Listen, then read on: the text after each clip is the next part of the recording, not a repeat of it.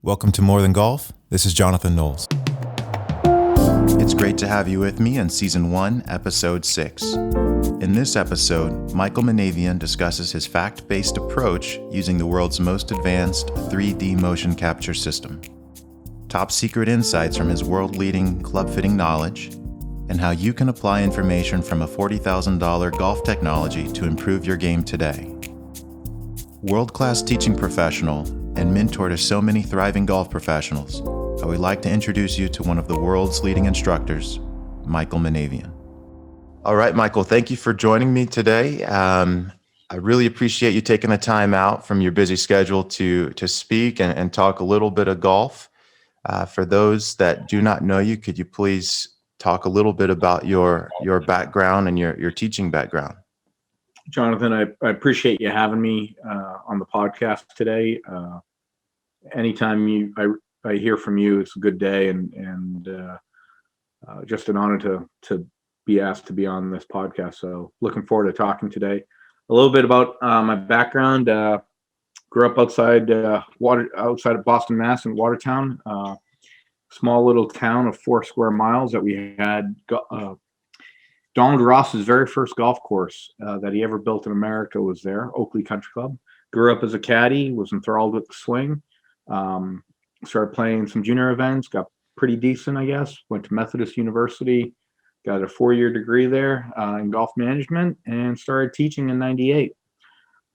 First year out of college, I gave 2,800 lessons, 2,800 lessons in the first year.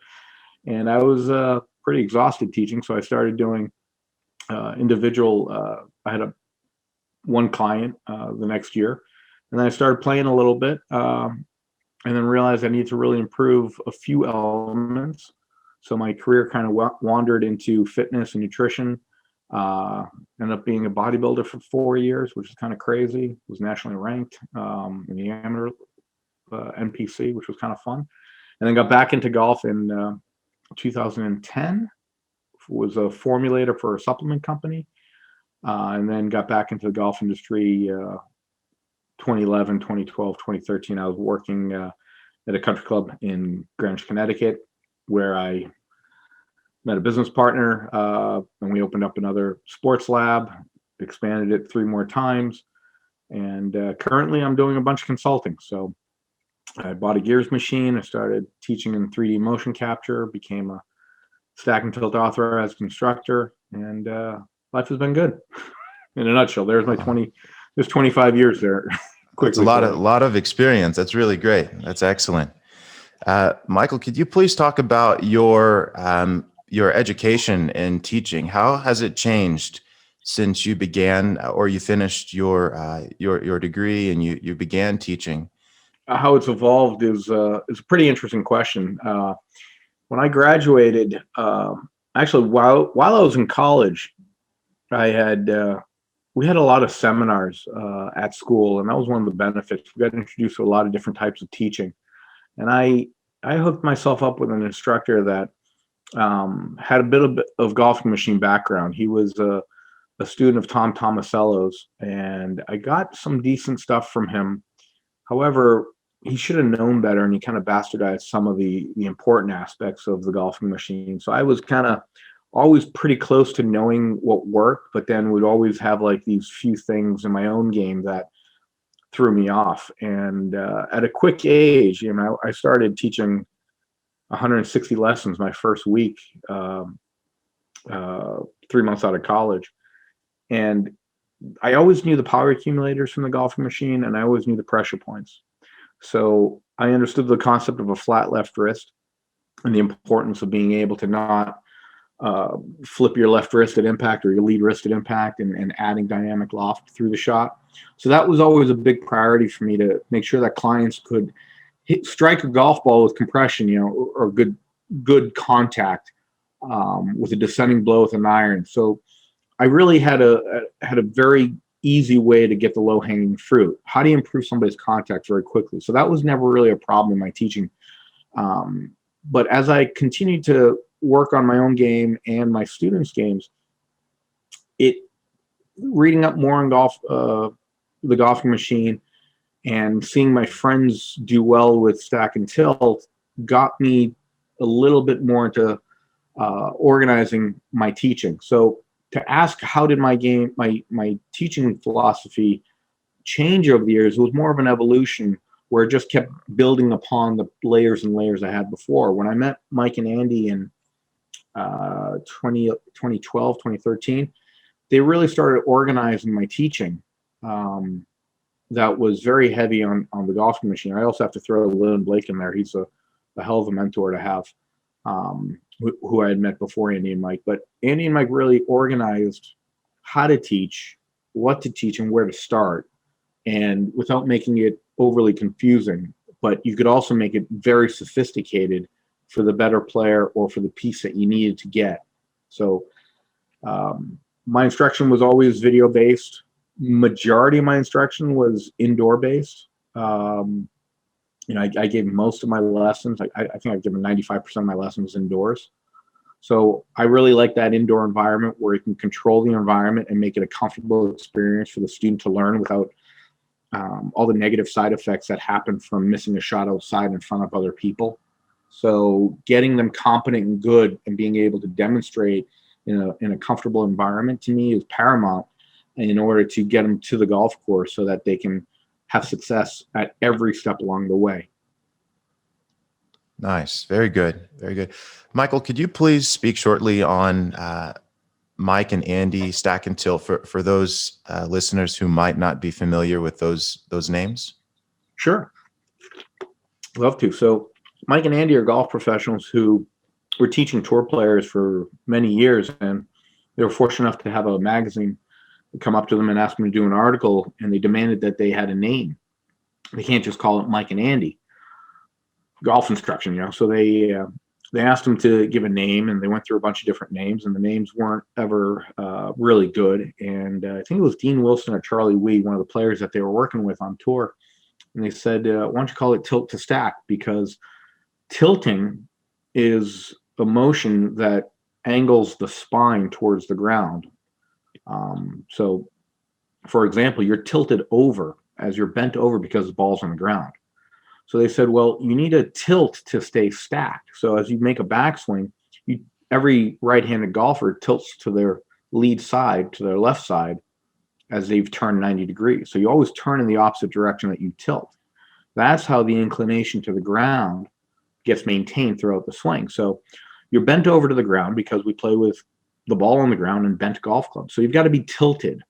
That's all that word means. Now, the stack part, when you look caddy view, or the camera's on the other side of the golf ball and you're looking right at your chest, you want to keep the spine relatively stacked. So the vertebral column will be vertical at the top of the backswing and throughout the swing. You don't want that vertebral column bent too far to the right or bent too far to the left. So you see the exaggeration of all these golfers who say, oh, stack and tilt moves their head towards the target. It doesn't. We ask for the spine to be vertical. So the stack and tilt really came up from tilt to be stack, but the magazine flipped it the other way. So it's called stack and tilt, which every golfer does, whether you're good or bad. The good players tilt to the ground more than the bad players, and they maintain that tilt to the ground throughout the swing.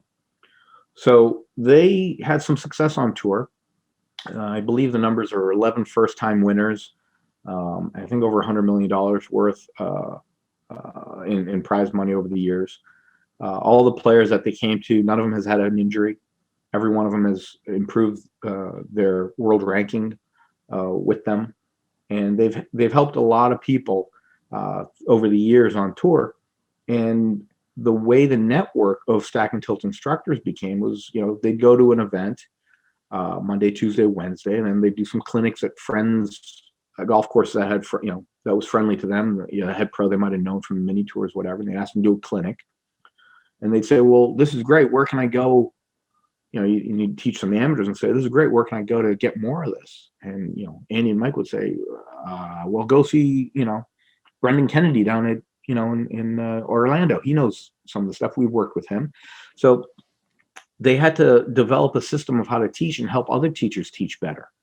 So now we've got, I think, over 550 to 600 network instructors around the world that have gone through a level 1 training course and learned the foundational principles of stack and tilt enough to teach it to, amateur golfers and even better players. So it's been a wonderful systematic way of how to teach. Stack and tilt is a three-dimensional system, a description of how to swing a golf club in 3 dimensions. So they talk in anatomical words, which really lowers the confusion. People think we're using fancy words all the time, but we're trying to make it easier. So what we're doing is educating our students upward. We're not dumbing things down. So we're using the anatomical word. Now, why is it important to use a medical dictionary type word? Well, it's because if you say lateral flexion anywhere in the world, that means only one thing. That means tilting in the frontal plane to the left or to the right. That's what it means.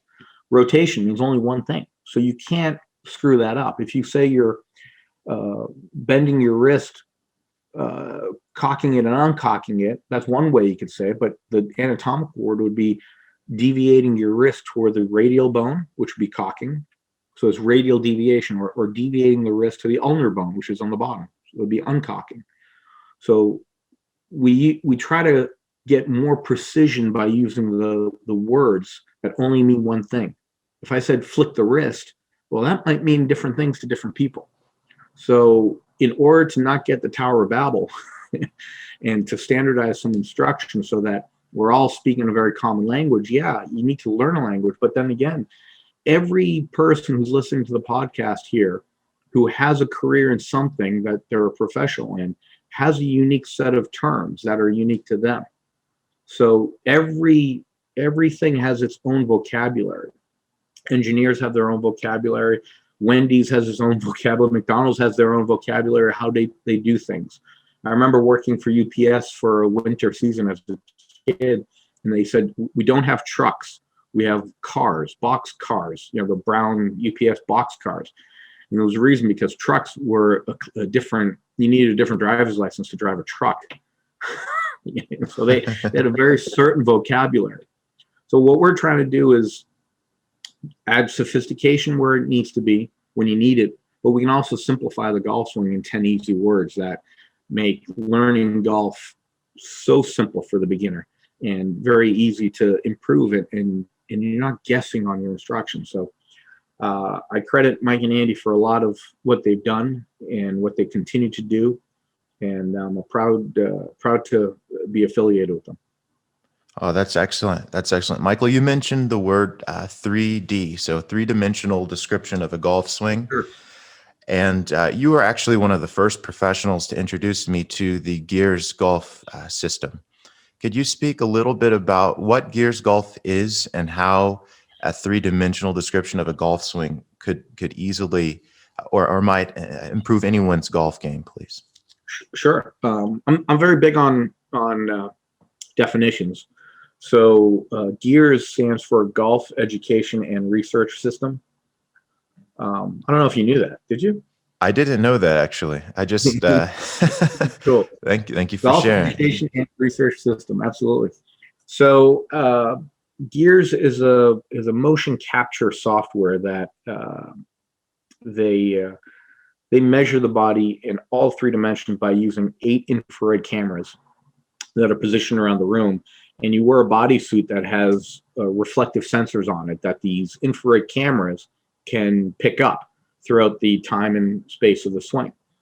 So when you're looking at traditional video cameras, you're looking at a 2-dimensional screen. So you can't see depth in a 2D video, but you can add a secondary view. So if you go caddy view and then you go down the line, by adding that down the line, now you're going to get the depth in the horizontal plane. So by using 2 cameras, you can get a 3D motion picture. However, when we use GEARS, we can now get all the joint data, we can get all the club data, we can get all the body data in real time. So I'll know how many degrees my right elbow is bent at address and how much it's bent at the top of the backswing and what the rate of that elbow bend was to the top of the backswing. So it's a valuable tool for knowing what the numbers of the body should be and what they are. And now as an educator, you need to know how to, and what I use stack and tilt for is to get the student from where they are to where they need to be using the data that I see. So I'm not guessing on what the client's actually doing. And then when we make an adjustment, we can show them how much they've actually improved based on the numbers. So if I ask a student to straighten their arm more to the top of the backswing, we could say, well, now your right elbow is 110 degrees. Now it's only 90 degrees bent. So we've removed 20 degrees of elbow flex at the top of the backswing. Whatever the case is, we can now look at it in a very microscopic look, and yet it allows us as instructors to educate our students faster with more understanding, which is a really valuable thing. I taught in the New York area for most of my career. And when you have high-profile clients who are paying the premium for golf instruction, they don't want you hemming and hawing. They want the data right now, and they want it accurately. And they don't have time to waste because we're dealing with Wall Street guys whose time is money. They don't mind spending money, but they better get the value. So you need to really add value, and Gears allows me to do that. I don't guess on anything. I measure every swing they make, and then we can overlay the swing from a before and after, and to see exactly how much the golfer has improved or changed their golf swing. And then there's a whole other component of that where I do club fitting. Gears is the only system that measures, as I said, the head, the shaft, the body, all at the same time. So I can find out to a hundredths of a millimeter and a hundredths of a degree what this driver shaft or this iron shaft, what this golf club's doing in your hands. And then I can make a club fitting recommendation based off that data. And I'm fortunate enough to have a great affiliation with Cobra Puma Golf, and I have every shaft in the exotic fitting cart that they offer, and I have them all on the heads. So when I'm doing a club fitting, I can go through 35 different shafts if I want to, and find out which one is best for you based on the numbers. So you get really into the weeds there if you want to, and you can also just improve someone so much, and they don't need to know all the data, but it's there if they want it. And as an instructor, if you need it, you know where to go for it. So I'm never scared to have data. It's like an MRI machine. You need the interpreter, you need the doctor to read the data. And I take pride in being one of those guys like you who know what the data should be and know how to get the client to where they need to be. Plus, it's really excellent. Cool. That's really great. That's really great. Michael, I've got a couple of questions for you. You spoke on a few really interesting points.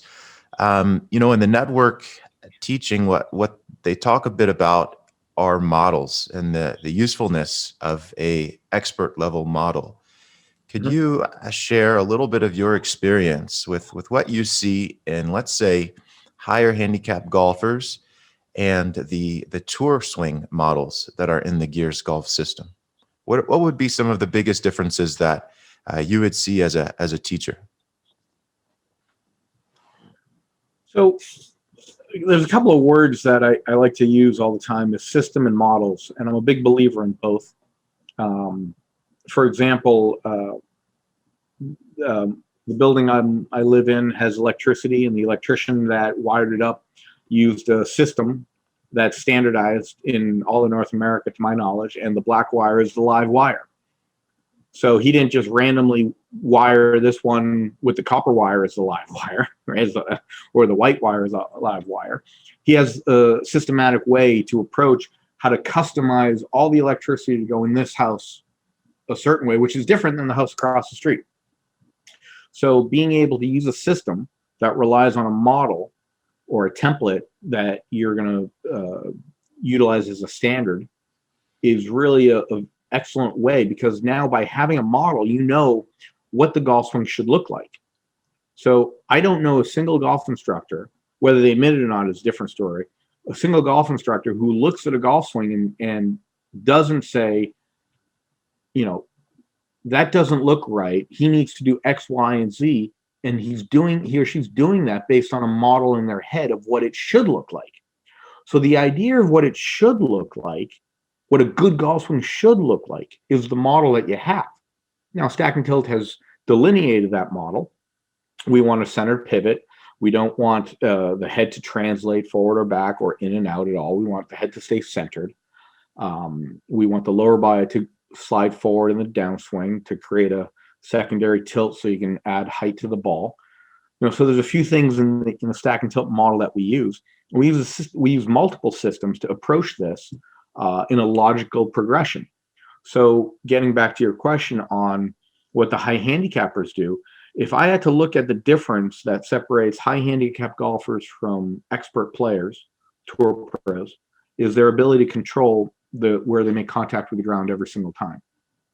So if you go to any tour event, the ANA Inspiration, the first major of the year for the women, is this week, just finished. The Masters is next week, coming up for the men. If you go to the driving range there when they're warming up, you will see all the divots are in the tightest pattern, one after another after another. Every single player on every tour, it defines them as a professional. They can control the lowest point of their swing arc every single time. They don't just randomly hit one fat by 10 inches. Yet when you go to the pro-ams and you go to the amateur side of the driving range, you can see that the amateurs may hit the ball fat on one shot. They'll hit behind the ball in the second one. They'll top the third shot because they hit the ground too hard in the first shot. They may whiff the third time. So they'll hit the ground. If they hit the ground, number one, they'll hit it further back than the tour professional win, and they will hit it with more inconsistency. So they won't be able to hit the ground in the same spot every single time. So that's the number one fundamental in golf, being able to strike the ball in the center of the club face, hit the ground in the same spot every single time, ahead of the golf ball, and that defines you as a good player. And that's the biggest struggle that the highest handicaps have. They can't control the low point. They don't know where they're hitting it on the face. And yet it's not a very difficult task, because I just mentioned that all the tour pros can do it. There are thousands, tens of thousands, hundreds of thousands tour pros around the world that can demonstrate this. It's not a difficult task. If it was difficult, nobody would be able to do it. So it's not something that can't be learned. You just have to have the right understanding of how to do it. Now, the second point, going back to systems and models, some people don't know how to wire a house or change a light switch. You know what? And to them, electricity is very dangerous. It's as dangerous as swinging a golf club for some of these amateurs who don't know what they're doing. But for an expert player, they know the understandings of electricity and how to wire it, and they know how to do it so they don't kill themselves. Unfortunately, bad golfers, they can hurt themselves by doing it incorrectly. So that's one of the things that you'll see by measuring golfers. Where they hit the ground is a measurement. Gears provides that measurement. It's called low point measurement. You can see how many millimeters ahead or behind the golf ball the player hits. And then when you take 10 shots, you can see the dispersion and you quantify it with a number. So when I give a lesson and the students, hitting it all over the place as they're warming up, we can look at that as the before. And at the end of the lesson, I can have them show that 10 shots were hit in the dead center of the club face and the ground was struck in the same spot every time. And then, you validate your instruction. Again, I'm not guessing on how to teach. I know how to teach, and I can just demonstrate it and show proof basically with the gears. That's excellent. That's really great. Now, you also mentioned that there's a club fitting component. Michael, could you speak a little bit on how Gears Golf offers a unique, and in particular, how your system of calibration with golf clubs offers probably one of the most unique experiences in the world when it comes to club fitting? Yep. Thank you for that. Yeah. So when I got Gears in 2014, I think there were like 25 of us around the world that had it. Now we're up to like 210, 215 different locations around the world, which is great. But when I saw it, I didn't look at it as a purely instructional or research purpose that most of the people were using it for. I was looking at it as a teaching and club fitting tool. So I partnered up with Cobra, and we basically got every shaft that they offer, and I calibrated it to every head that they offer in every lie angle. So when I'm doing a club fitting, I'm finding out which shaft this person needs by finding out how many millimeters of deflection and droop happens in the golf swing. So deflection is when the face goes ahead of the shaft at impact. I'm not sure a lot of golfers know that, but the face is actually ahead of the shaft, even if the shaft's leaning forward at impact.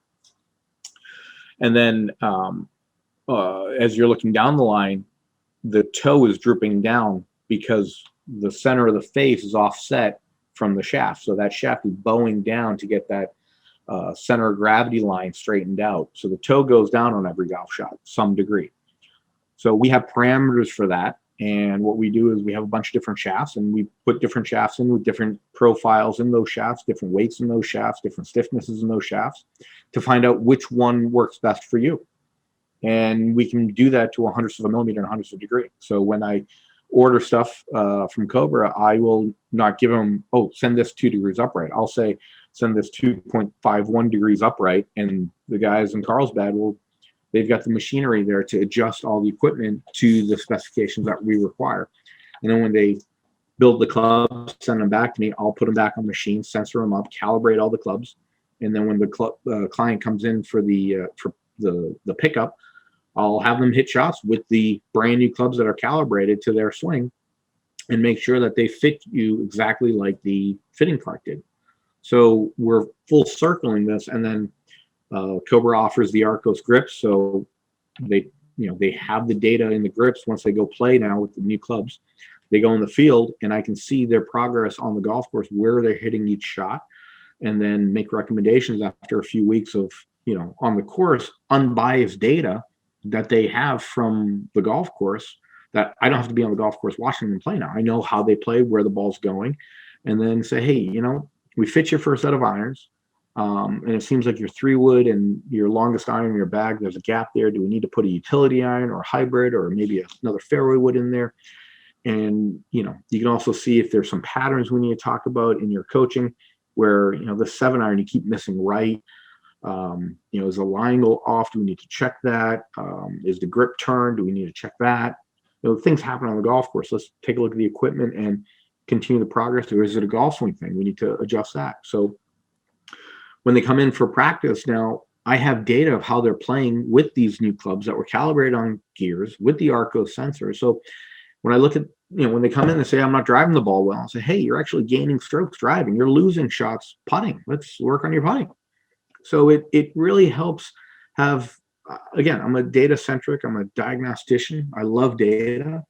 I'm not afraid of data because I can correlate it to what's important data and what's not important data and filter through to get the best result that we're looking for. So, I guess I'm a high tech type of guy. Just what that's really great. It's so important, to really take an objective look at what's actually happening and to help players improve their games much, much faster. Jonathan, to that point, I mean, if you're a golf instructor worth your salt, which you are, and this is why I'm asking you, if you had more data, wouldn't you be able to make better recommendations?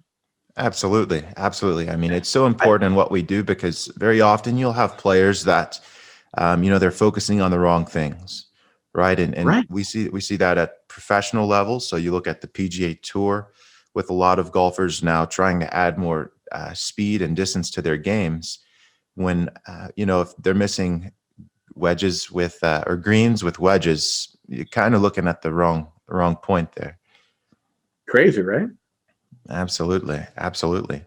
So, Michael, I have a question for you as a Cobra and Golf Pride advisor. Do you have any, let's say, testings that you've done that you can speak about? Yes. I've got to be a little guarded because I don't want to ruin my non-disclosure agreements.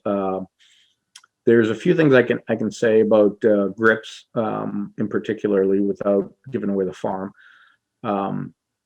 My personal testing has found that you lose 2 miles per hour on a 7-iron with old grips. And not only do you lose 2 miles per hour, the toe of the club, because you can't hold on to it. First, let me backtrack for a second. In order to hit the golf club far, a 7-iron far, 2 things have to happen. You've got to accelerate the butt end of the club and then negative accelerate the butt of the club. So you got to slow the club down. You got to slow the handle down into impact. And we see this peak in the graph of the speed peaking at about waist high on the way down, 5.5 for those guys who understand the P system. And then the handle is slowing down so that the next segment can speed up. So in order to hit the ball far, you have to learn how to slow down. the grip for the club head to gain speed. If you think of the fling of a pizza box in the passenger seat when you brake hard, all the energy gets thrown into the pizza box and it smashes into the windshield by stopping, not by speeding up. If you sped up, the pizza box gets into the back seat more, right? So it's stopping one segment to allow the next segment to speed up. That said, if you can't hold on to the club because the grip's too slippery, you can't slow down the handle. If you can't slow down the handle, that speed of slowing down doesn't translate into club head speed, positive club head speed. So, and if you can't hold on to the club, now all of a sudden it slips out of your hand down the shaft and the toe of the club goes down too much. And we know as the toe of the club goes down, the left wrist starts rolling into a supination where the palm comes up and the face closes on you. So you're now creating a whole host of problems, all because you didn't regrip your clubs. Oh, wow. You mentioned 2 miles per hour. A lot of people might not be able to relate that to, let's say, anything significant. How does that translate into distance? For example, the travel of the golf ball. It's about 8 yards. Wow, 8 yards carry distance. So if my math is right there, let me just do some simple math here. So you're losing about 2% of your club head speed. Okay. You're losing about 2% of your club head speed. I will have to pull up my data on that, on what my numbers were with the carry numbers. However, by slowing down your club head speed, it's the difference between hitting a pin high and missing the green short. And not only short, but short and left, which is even worse. Absolutely. And as well, you mentioned that, how about a definition for, what defines an old grip? How would a player know when it's time to change the grip on their club? That's a good question. This was a 4-year-old grip that was stuck in the sun on one of those Golf Pride grip stands. You walk in the pro shop, you see 5 grips on a display, and it was stuck in the sun for 4 or 5 years. So we just used that one. But if the grip loses its tackiness, if it's getting slick, the best way to compare it is to put a new grip in your hand and say, oh, wow, I really need to, this is what a good grip feels like, and this is what an old grip feels like. But I think, once a year for most golfers is plenty. I know a lot of tour players, most of the tour players change their grips once a year, twice a season. They'll have new clubs usually in November, and then they'll regrip them again for the U.S. Open, basically in June. There is something to seasoning a grip. I don't wear a glove, so the oils in my hands actually season the grip and soften it up a little bit as I continue to play. So I hold on to my grips a little bit longer than most, but once you start seeing wear marks or thumb marks or index finger marks in the grip there, you see the thing starting to get slick or shiny. It's time to move on, not just get a new glove. So you got to be able to hold on to it. The other thing about grips is that the standard grip was developed in 1948, the standard grip size. Now, since 1948, our agriculture has changed phenomenally. Fast food has changed phenomenally. The hormones and antibiotics that are in our foods have changed dramatically. The average human has gone from a size 7 shoe to, I think, 10.5 right now is the average shoe size around the world. The average height has gone from, I think, 5'8" to 5'6", 5'7", actually, to 5'10", 5'11". So the humans are bigger. If you had any question about that, look at the airplanes back in the 50s and look at the airplanes now. I mean, the seats are much wider, even in baseball stadiums. If you get a chance to go to like an old ballpark, I know I grew up at Fenway, so you had these little tiny seats because you had really tiny people at the turn of the century, or the turn of the other century. So yet the standard size, there's no documentation, there's no study proving hand size. There are feet sizes and there are head size and height standards that have been developed over the years and studied. However, nobody's studied the glove size. All that said, it goes in proportion. Your hand size adjusts to your foot size incrementally. Yet the standard grip hasn't changed in the average size, in the average diameter. So one of my big proponents is mid-size is the new standard. And even, if you use a mid-size now, you should probably be using a jumbo. So basically, women's or the ladies' small undersized should be moved up. All the grip size should be moved up one notch. I think that's where we're at. Yeah. And I did a big study with Golf Pride. And that was the theory that I had going in that I wanted to prove. And I can clearly say nobody needs to play an undersized grip. There's nobody on the planet that needs to play it if you're doing a proper grip fitting. Now, you have to throw aside what people like, or the colors that they offer or the textures that are offered. You're never going to change those people. But if you're asking me to do a grip fitting, I can prove, which grip is going to be best for you. And the majority, the big numbers, the big picture data says if you're in doubt and you don't have access to a grip fitting, always move up one size from where you think you should be. That's excellent. That's excellent.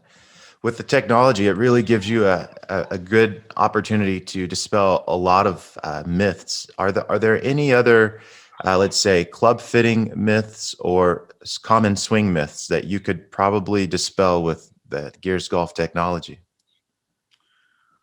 Common shaft myths or club myths. Yes. More people should be playing a forward CG driver. The center of gravity should be forward, not back, because when it's back, it starts adding loft to the equation. Because when the center of gravity is back on the driver, then the shaft has to bend more, and that bending is losing energy into the bending of the shaft than it is into the transfer of the ball. So that's number one. Number two, by doing so, you need to add 1.5 degrees of loft to what you normally would play. So if you remember the TaylorMade Loft Up series back with the SLDR days back in like 2012, 2013, they were having everybody loft up because the center of gravity was so far forward. Yes, because the dynamic loft equation, the loft presented at impact, the moving loft needs to be more because the center of gravity is forward. So you're not getting that center of gravity to kick the shaft forward more. So you need more loft to do it. And in turn, you'll transfer more energy to the club. That's number one. Number two, don't be afraid of a stiffer shaft. You and I have gears now, and we have the technology to be able to tell a person what shaft works for them. I can tell you more often than not, because of where the stiffness is located in the shaft, the labels mean nothing. You could have two shafts that feel super light and super heavy, and or super stiff and super flexible. And one person may like one on paper, it makes no sense. So the rule is there are no rules into shaft fitting. You can fit whatever fits best, and you can find that out only on gears. A nice anecdote was that Michael Neff, who is the owner of Gears, had Lexi Thompson and her brother both hit on gears with the same driver shaft. Now, Mike had scratched off the shaft weight and flex on the driver and just asked Lexi to hit it a few times. And as soon as she hit it, she goes, "Man, this thing's soft. You got anything stiffer?" And she swings at about 105 miles per hour. Then her brother came in a couple hours later and hit the same driver shaft, and he's swinging 128 miles per hour. And he said, "Wow, this thing's stiff." We thought that was quite interesting. Lexi thought that it was a 70-gram extra stiff shaft, thought that shaft was too soft for her, yet her brother, who swings faster, thought it was too soft for him. And that's all because of the dynamics of the shaft that you can only measure through gears. So when you look at the data, you go, yeah, Lexi offends this shaft a lot more. She puts more pressure into the shaft than her brother, who, Curtis is his name. Brother just doesn't bend the shaft very much, even though the shaft is swinging 20 miles per hour faster. So Wow. speed means nothing. It's how the forces are generated, where the forces are generated in the shaft, and that matters, and how you work with the shaft. Now, 9 out of 10 times, the person that you're taking your information from, well, maybe not 9 out of 10 times, but one of the biggest spokespeople for club fitting are tour pros. And yet tour pros tend to have such nice swings on the hole that they don't offend the shaft very much. You look at some of these harder swingers. Lex is a hard swinger of the golf club, but you look at some of these really smooth swings, they can hit anything. Freddie Couples had Tom Watson's 5-wood in his bag for like 10 years, 15 years on the PGA Tour. He had a ladies shafted 5-wood. And, it worked because he doesn't offend the shaft very much. You get a person who really, can lean into it, who's like a Jason Day. He needs a super heavy, super stiff shaft for him to feel like he has any awareness of it. So those are some of the interesting things on shaft fitting. The rule is there are no rules on shaft fitting, and anything goes. Don't be afraid to try something that your club fitter recommends just because it has a different label than you think. Oh, that's great. That's really good information. Michael, could you speak a little bit about what I saw in your Instagram? I think it was a few months ago now that you were in Morocco. Yeah. So Morocco's been a wonderful surprise relationship that I've developed over the years there. I've gotten to know a lot of people over there over the years. A few years back, His Royal Highness the Prince of Morocco invited 20 Met PGA pros to go over there as part of an ambassador trip, and I was fortunate enough to be invited on that trip. And we got a tour of the entire country. Had a little tournament for us, and it was just a great time. We got to see all the different parts of Marrakesh, Rabat, Casablanca, Fez, Ifran, Mazagan, just Agadir, just all these different cities and these different cultures. And again, this was 2015, so pre-pandemic by a lot. But ever since then, I've had a great relationship there, and I've gone over every year for the European tour events that they have there. They host at the same golf course a men's and women's event on the LET, Ladies European Tour, and the European Men's Tour at Royal Golf Dar es Salaam in Rabat. So they've got the red course for the men, the blue course for the women. And the women say to a person, it's the greatest facility that they go to on the entire European Tour schedule and have forever. I know Becky Brewerton, who plays a three-time winner on the LPGA, on the LET, and two-time Solheim Cupper, Trish Johnson, and a few other girls there, Meg McClary. They absolutely rave about the way the women are treated there and how the golf courses are presented and set up. And the men, they get work there. It's one of the hardest golf courses they play on the tour. They're something like 7,800 yards from the back. And I've gone over every year since a bunch of times there just to tour the country and be a tourist basically for the week. They also have the king and the prince have the late king, the late majesty, had really wanted golf to expand, and he brought over Butch Harmon back in the 70s, I think it was, or the 80s, to be the first head pro there at Dar es Salaam. And Butch wrote a book about his dad, The Pro. It's a great read. It's got a couple of chapters in Morocco there. And I was asked to see if I could help boom, come out of the pandemic with an event there. So in February of 22, myself and my friend who runs the Jamaican Pro-Am, we're going to go over and we're going to host the Moroccan Pro-Am in Marrakesh. It's going to be a fun 3 rounds. We're going to fly right in and then take a rest day, then play 3 rounds of golf, and then come back on the 5th day, fly directly right out of JFK. So it's going to be a great week there. Get your club pro plus 3 amateurs, 3 members. and the pro goes for free, and just take care of his flight. We take care of the whole thing. So it's a wonderful way to go visit Morocco. They are America's oldest ally since 1778. They were the first ones to acknowledge our American sovereignty. So I know that this is a global thing, but to us Americans, that means a lot. So they are our longest standing friend once we left the British under the colonial flag. So we were very happy to keep that relationship up with Morocco, and they're just a great culture. The food is unbelievable. The people are unbelievable. Just some of the most hospitable people there that I've ever met in my life, anywhere. So it's like a second home for me. Oh, that's great. That's great. That must be an excellent travel golf experience. We got to get you there, Jonathan. Oh, yes. Yes. I was there 2013 at Mazagan. Yes, that was a beautiful facility. I really like it there. I can't wait to go back. Mazagan is awesome. It's right on the ocean there. It's basically their Pebble Beach. Right? It's the western side of the country, right on the Atlantic Ocean. Gary Player design, beautiful linkside golf course. The views are unbelievable. They got an unbelievable hotel there that's designed by the same people who did Atlantis. And it's like 25, 30 minutes from the airport just south of it. So it's a great place. I'd love to go back there. Oh, absolutely. World class for sure. Absolutely.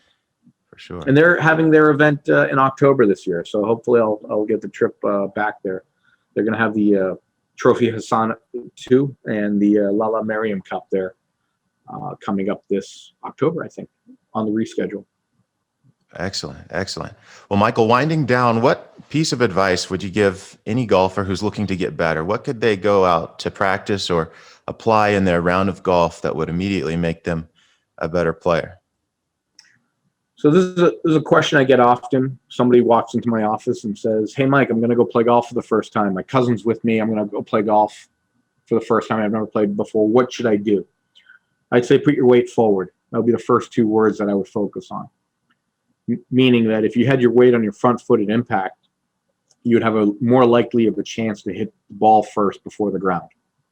Most high handicappers or beginners move their weight too far back in their backswing, and they leave it too far behind the golf ball in the downswing to make contact with the ball first. So that would be the first thing. Every golfer who's any good has all their weight on the front foot at impact. That's a foundational, fundamental, number one topic. That would be the starting point. The second thing I would say is go on the Stack and Tilt website, find yourself a network authorized golf coach that can work you through any level of golf that you're at and really help you in the long run, give you a roadmap and check in with you and create a relationship. If you want to succeed in anything, I mean, I don't know if you've played an instrument, Jonathan, but as a kid, I played drums, but piano seems to be a very common thing that people learn as kids. And it's funny how after taking piano lessons for 6 months, you get to learn how to play the piano. There's no piano player in the world who took lessons and didn't learn how to play at least Mary Had a Little Lamb, right? They learned how to play something. And yet you get golfers who play for 20 years and they can't play a lick. They can't play dead. So you got to have a coach. You have to have somebody who knows the path, who knows how to improve you step by step. Now, all golf instructors aren't the same. There are some bad instructors out there, unfortunately. Unlike piano player instructors, usually they all know how to play the piano. Some golf coaches can't even play. So you need to have a qualified instructor, not by a PGA certificate, unfortunately, because they don't believe there's a certain way to teach golf.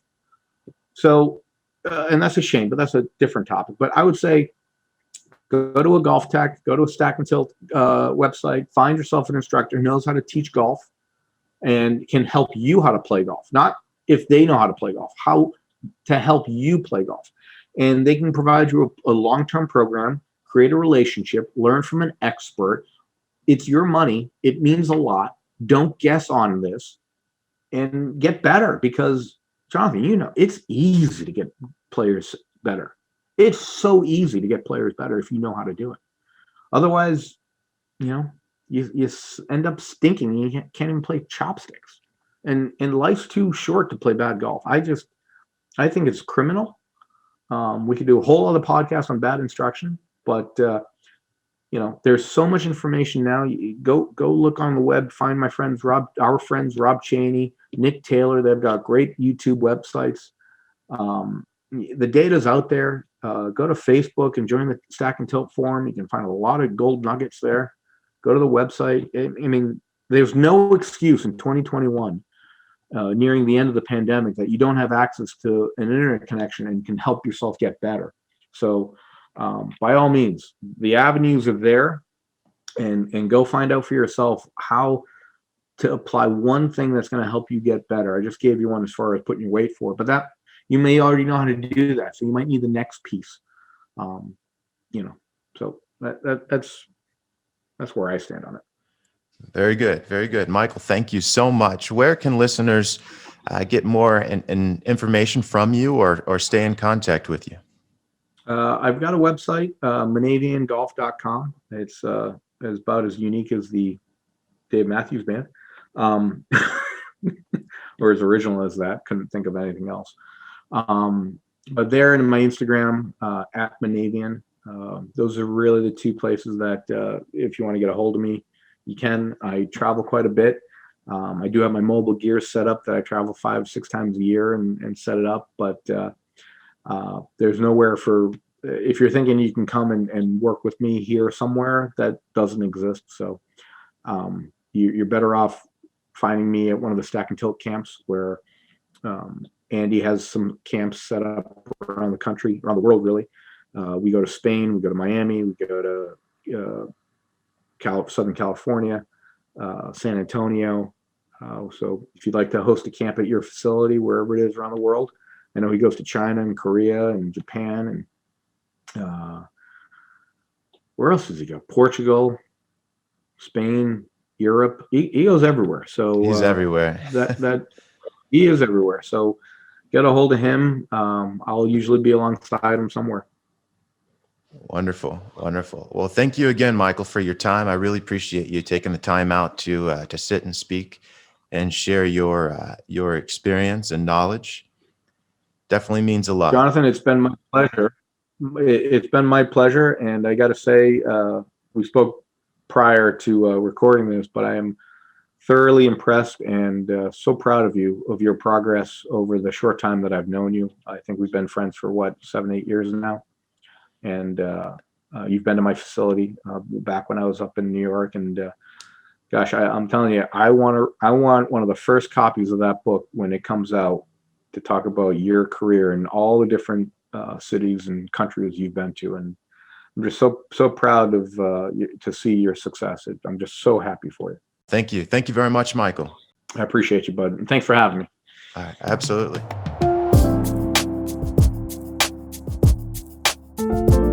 Thank you for listening. Please check back soon for the next episode.